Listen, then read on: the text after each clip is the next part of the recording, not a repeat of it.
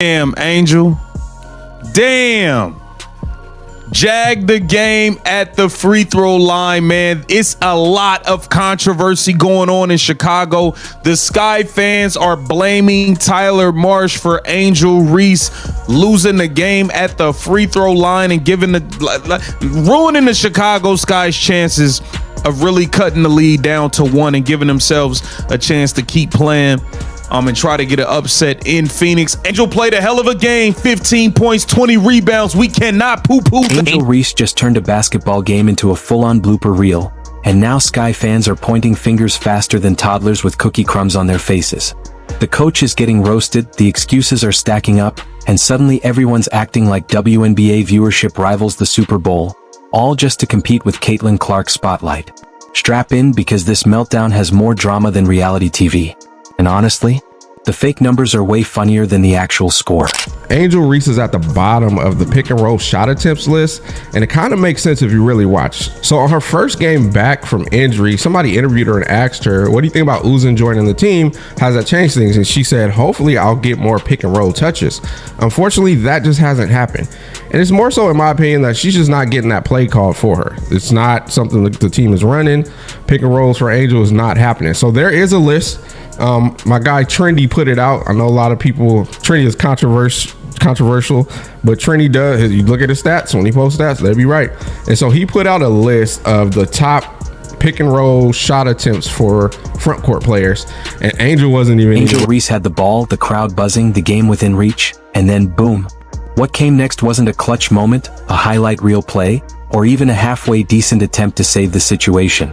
It was the kind of collapse that makes you double-check the box score and wonder if you accidentally tuned into a parody skit instead of a professional basketball game. Choke the game away at the free throw line, and the fans are blaming Tyler Marsh. We got all the Sky fans crashing out. They crashing out blaming the coach because Angel Reese missed a free throw at the end of a game. Let's take a look at what's going on. We have Chicago Sky fans blaming Tyler Marsh. The kind of choke that makes even courtside fans scan for the nearest exit, unable to watch the disaster unfold. This wasn't just a missed shot or a sloppy possession. It was an unraveling in real time. The basketball equivalent of leaving the oven on, forgetting your keys, and discovering your dog ate your homework all at once. You could practically hear the collective gasp as Sky fans watched their so-called star turn the spotlight into a total blackout. Angel Reese has made her triumphant return from a back injury. That's right, a back injury. Yeah, absolutely, that she had suffered at some point that we don't exactly know at what point she suffered said back injury. Well, it didn't take long for the Chicago Sky as an organization to get back to what it is they do best, which is the diabolical celebration of Angel Reese's double-doubles in loss. And then, predictably, the chaos began. When a player implodes like that, fans don't just sit quietly and accept reality. Oh no, they launch a full-scale investigation, complete with finger-pointing, conspiracy theories, and excuses piled higher than Angel's lashes. The first target? Naturally, the coach, because heaven forbid a star player simply underperforms. Angel only leading Natasha is wild. So let's look at the list. And I know some people might say, well, Angel was injured for a good portion of the season. So was some people on this list. Who was injured? Fee missed 3 weeks, almost a month time. Miller was gone playing in Eurobasket. Shakira missed a lot of time. Dominique does not play that much. I mean, she's playing more now, but during the beginning of the season, who else is on this list that missed some time? E-Will was on this list. That is shocking. So we get pick and rolls for E-Will, and we get pick and rolls for Camilla, but Angel is, again, second to worst. No, of course it can't just be one bad game. It must be the rotations, the play calling, the coach's alleged failure to unlock the mythical potential of Angel Reese. Never mind that she had the ball in her hands. Never mind that the opportunities were there. According to Sky fans, this wasn't a meltdown, it was sabotage by the clipboard brigade. Social media exploded with theories so wild you'd think we were uncovering a government cover-up, not analyzing a WNBA game. The coach didn't put Reese in the right spots. The offense wasn't built around her enough.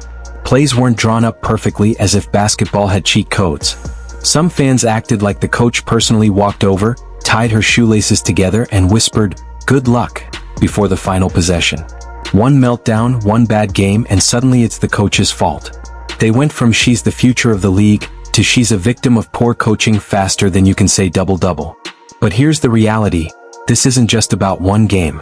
It's about the enormous Caitlin Clark-shaped shadow looming over everything Angel Reese does. While Reese is turning crunch time into blooper reels, Clark is rewriting history like it's her side hustle. Her highlights aren't just plays, they're viral moments, selling out arenas, filling seats, and dragging viewership numbers out of the basement straight into the national conversation. Today I saw a statistic, this would have been prior to this loss, that there were something like 15 and 31 when she gets a double-double. You over 15 games under 500 when she gets a double-double. Y'all out here celebrating this? I'd be embarrassed as a mother bleeper. I'd be embarrassed as hell. And of course, Angel Reese last night, she was deep in her bag. Woo-wee! I mean, brought a backpack with her. Put it down, started reaching in it, and pulling out the whiffs. Let me tell you. Yikes. Meanwhile, Reese's big viral moment is choking when it matters most. It's like a split screen. On one side, Caitlin Clark is hitting deep threes, shattering attendance records and redefining marketability in women's basketball. On the other, Angel Reese is fumbling opportunities while her fan base spirals into meltdown mode. One player is becoming the face of the league. The other? The face of excuses. And then the conversation takes an even funnier turn, because when reality doesn't look flattering, there's always one escape hatch: fake viewership numbers. Yes, when Reese chokes and Clark shines, WNBA Twitter suddenly becomes a carnival of inflated statistics. According to some fans, the league isn't just growing, it's apparently bigger than the NFL, Taylor Swift, and the moon landing combined. But look closer, and these record-breaking claims usually come from comparing niche cable slots to primetime broadcasts or including every accidental stream, clip view, and Instagram scroll as part of the total. Meanwhile, Caitlin Clark doesn't need spin. Her numbers are real. ESPN sees genuine spikes whenever she plays. Teams relocate to bigger arenas when she visits because demand is legitimately that high. This isn't hype. It's measurable, tangible, verifiable impact. All right, man. What's good, everybody? It's your boy Showtime. Y'all already know what time it is. So, man, let's have a conversation, bro. Man, I want to say, what the hell is going on with the Chicago Sky? Something is off to me.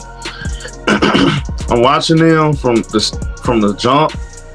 This team don't seem to be there mentally.